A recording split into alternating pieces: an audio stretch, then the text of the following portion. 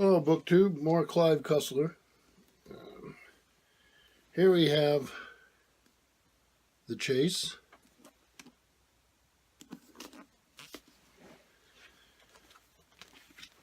And paper.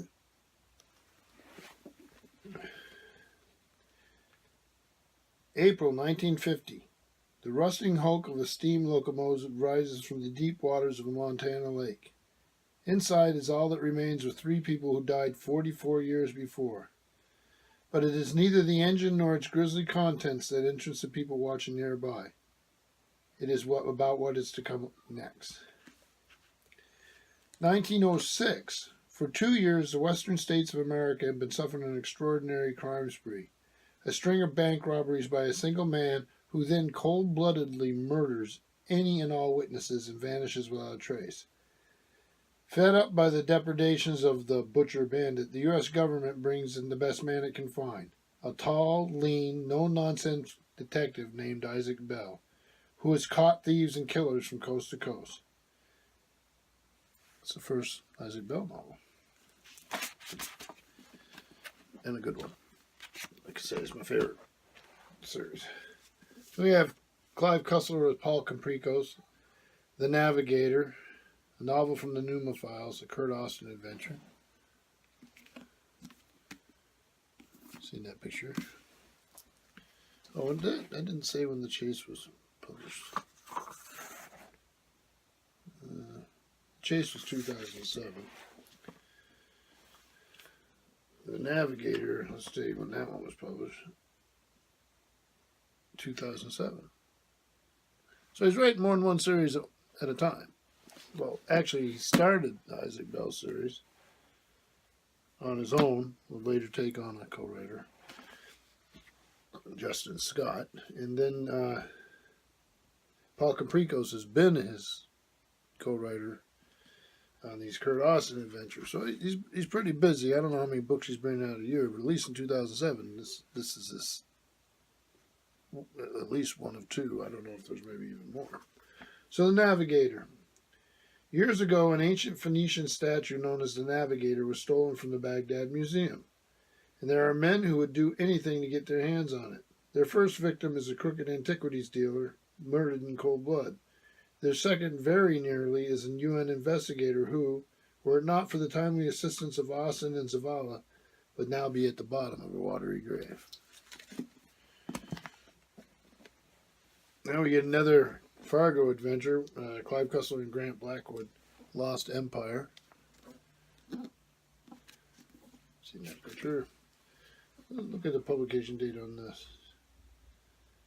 2010, just a couple of years after the other 2. So.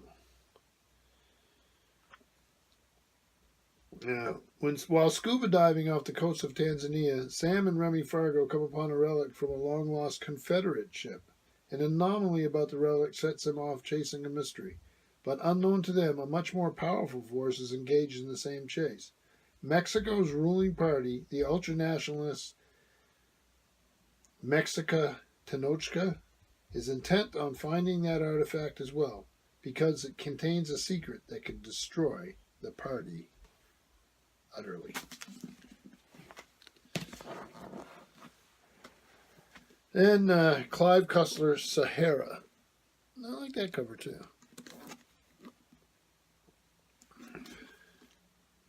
They don't say much about the car here. Maybe they do on the inside.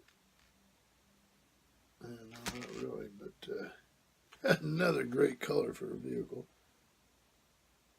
This one was made into a movie.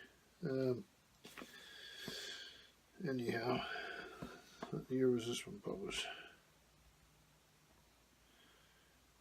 This one, 1992, so it's pretty early. So it's right after Dragon, which we've already looked at. And Dragon was right after Treasure, which we've already looked at. Did we have Cyclops? I don't remember. Confederate state ship Texas.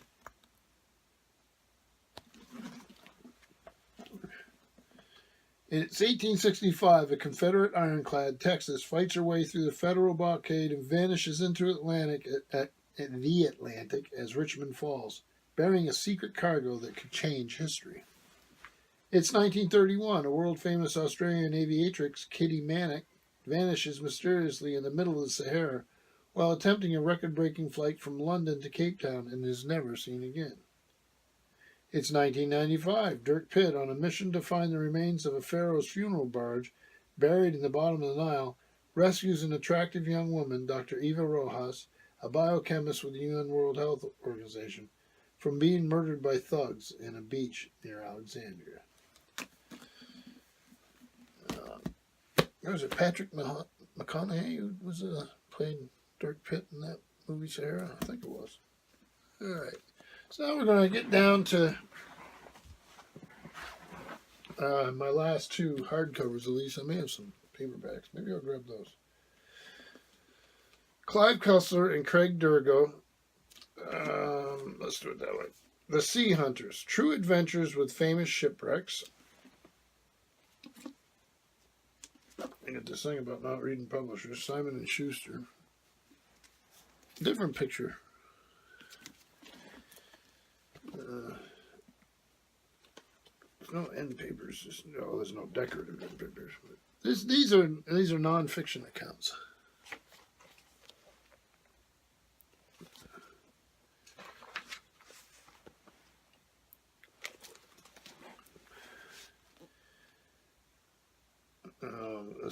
Let's see. Whether it's deep sea diving, climbing mountains, or driving classic automobiles, adventure is at the heart of Cussler's life. As Cussler himself writes, providing my readers adventure tales based around a devil-may-care character by the name of Dirk Pitt is only one chapter of my existence. I'm addicted to the challenge of the search, whether it's for lost shipwrecks, airplanes, steam locomotives, or people. The Sea Hunters. And then, again with Craig Durgo, who I should probably read about. He was Special Projects Director for many Numa expeditions since 1987. Now serves as a trustee. He lives in Arizona. These are more of the same. Let's see. In their first account, The Sea Hunters, Cussler and colleague Craig Durgo shared some of their stories. And the book became a #1 bestseller. Let's see. But there's no way Cussler and Durgo could do more than scratch the surface of their experiences in a single book. And in The Sea Hunters 2, they provide another extraordinary, even more fascinating narrative of their true seagoing and land adventures. So, I don't know if this one does this one have illustrations? Oh yeah, it does. A little section of images. I also have some Cussler paperbacks. Start here with the Ghost Ship. This is a Kurt Austin adventure. It's written with Graham Brown. Graham Brown is the author of Black Rain and the Eden Prophecy and the co-author of Devil's Gate, The Storm, and 0 Hour with Cussler. He lives in Arizona. Arizona's a bit of a theme. This might be a different picture of Cussler than we've seen.